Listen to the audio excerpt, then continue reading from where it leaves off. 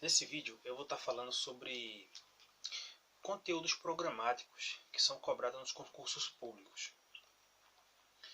Eu estava observando há muitos anos que existe uma disparidade extremamente grande entre concursos municipais, estaduais e federais.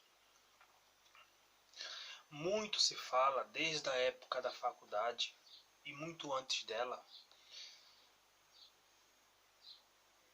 que quando você avança um pouco as ideias e você amadurece e começa a avançar os estudos, você parte da teoria, você começa lendo a teoria, você começa lendo a Constituição, o direito administrativo, o direito penal, o processo penal, o direito previdenciário, e quando você lê toda a teoria e você começa a responder questões, você vê uma abordagem bem diferente. Por exemplo, quem já fez concurso onde caiu direito administrativo e direito constitucional, você vê, por exemplo, que na Constituição lá não fala o que é norma plena, contida e limitada. Lá não fala o que é centralização, descentralização, concentração, desconcentração. No Código Penal você não vai encontrar crime subsistente, unissubsistente, plurissubsistente, unissubjetivo, plurissubjetivo. Você não vai encontrar essas terminologias. Mas elas são exploradas pelas bancas. E de onde eles tiram esses nomes? Tiram da doutrina. A mesma doutrina que as pessoas no início, por engano, por ser leigo, iniciante, eles são levados a pensar, porque ouvem de outras pessoas, que doutrina não é lei. Claro, doutrina não é lei. Mas nenhum concurso para magistratura, defensoria pública, promotoria,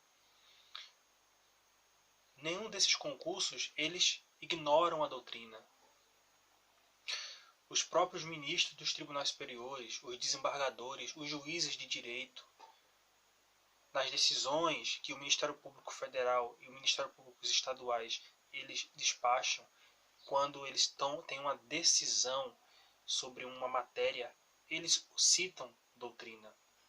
Então eu comecei a me perguntar em 2015, porque eu comecei a estudar em 2011 para concurso público, por que me falavam lá no início que doutrina não é lei, que não importa, que não é importante, se quando eu entrei na faculdade e comecei a ler sentenças, eu via juízes de direito decidindo a liberdade das pessoas, decidindo sobre o uso capião, sobre direito de família, falando de tal doutrinador. Muito estranho, muito estranho. Se as pessoas acreditam que doutrina não serve para nada. Então, quando eu já tinha lido toda a teoria, comecei a ler sentenças de primeiro grau, comecei a ler as sentenças de segundo grau. Os desembargadores usam a mesma técnica como referência para fundamentar suas decisões. Já não tinha mais o que ver no Tribunal de Justiça. Comecei a ver decisões do Supremo. Depois eu fui ver decisões do Superior Tribunal de Justiça. E todos eles citam as próprias jurisprudências, citam doutrinas, as próprias doutrinas, inclusive, doutrinas dos próprios colegas. Então eu percebi que quando uma pessoa diz para você isso é teoria, na verdade, ela está tentando te dizer que ela não tem poder e não tem conhecimento sobre aquilo que ela está dizendo, e em outras palavras, a teoria para ela é algo além, que foge da imaginação dela. Então, por exemplo, me aconteceu um dado dia desse, onde disseram para mim sobre uma alegação que eu invoquei do direito penal, legítima defesa. E disseram para mim, isso é teoria. Sim. Deu vontade de responder, mas eu não ia poder responder porque eu iria levar quanto tempo? Quanto tempo já levei tentando explicar, introduzir, que nem comecei a explicar, introduzir. Eu não ia ter esse tempo dessa pessoa e não iria fazer isso porque eu iria estar repetindo para ele o que eu já tinha dito antes e o que eu já pensava antes E eu não falava nem para os meus colegas, na época de faculdade, que eu já tinha essas indagações mentais. Então, por exemplo, se o cara fala, quando falavam para mim, olha, habeas corpus só pode entrar, quem pode entrar é advogado. Não, eu posso entrar com habeas corpus, tá na lei. Mas é teoria. Tu não vai conseguir não. Chega lá, tu vai ser, diziam para mim, se tu der entrada, tu vai ser preso. Eu vou ser preso. Caramba, mas não tá na lei.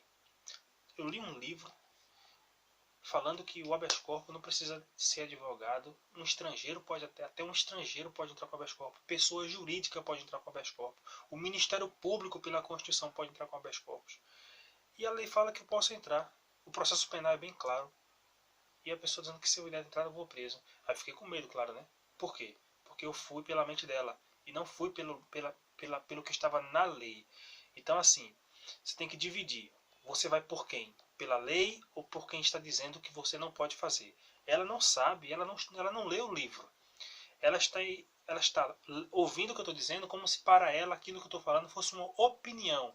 E o que ela está dizendo é uma opinião, mas a minha opinião é formada com base num argumento jurídico, numa lei de mais de 50 anos, que já veio de uma Constituição de 1889, que já existia essa Constituição, já existia, o habeas corpus, no caso, ele surgiu em 1900 e... acho que foi na segunda Constituição. Acho que foi na segunda Constituição, 1901, por ali. Então eu discuti com uma pessoa que eu me aprofundei no assunto, é complicado. E a jurisprudência do Supremo e do Superior Tribunal de Justiça e dos tribunais diziam que podia. Eu fui, protocolei, consegui. Para mim não é mais teoria. Se uma pessoa disser para mim, olha, entrar com habeas corpus é teoria, não é teoria. Porque eu já fiz. Então outras coisas que eu já fiz, recurso especial, recurso ordinário, recurso agravo interno, embargo, declaração e recurso, embargo, declaração e habeas corpus, tudo isso eu já fiz. E tudo foi aceito. Emenda em habeas corpus, tudo isso eu já fiz. Então, eu não posso dizer que é uma teoria, porque eu já fiz. Agora, quem nunca fez vai dizer que é. E incomoda bastante, porque quando você começa a avançar, você começa a superar alguns obstáculos, você vai vendo que outras coisas que você acaba lendo e ouvindo não de qualquer um, ouvindo, por exemplo, do ministro do STJ, que mês passado ele falou que alguns desembargadores do Tribunal de Justiça de São Paulo não estão respeitando as decisões do STJ, que elas são vinculantes à administração e aos tribunais inferiores. Então, o motivo desse vídeo é para dizer o seguinte: você tem o Código Penal de 1941, que tem uma legislação extremamente ultrapassada, antiga, que não acompanhou o contexto da atualidade. E se uma pessoa tem que estudar o Código Penal para fazer um concurso para a Polícia Civil ou para a Polícia Militar, que cobra direito penal na Polícia Militar de São Paulo, já não cobra em Pernambuco, que deveriam cobrar. Deveriam cobrar não só o Código Penal, porque o Código Penal em si só ele é mal, ele é ultrapassado, ele não serve para se aplicar o Código Penal nos dias atuais. Por quê? Ele já foi reformado completamente. Só não existe um livro único dizendo o que é, o que não é mais aplicável. Tem o Código Penal,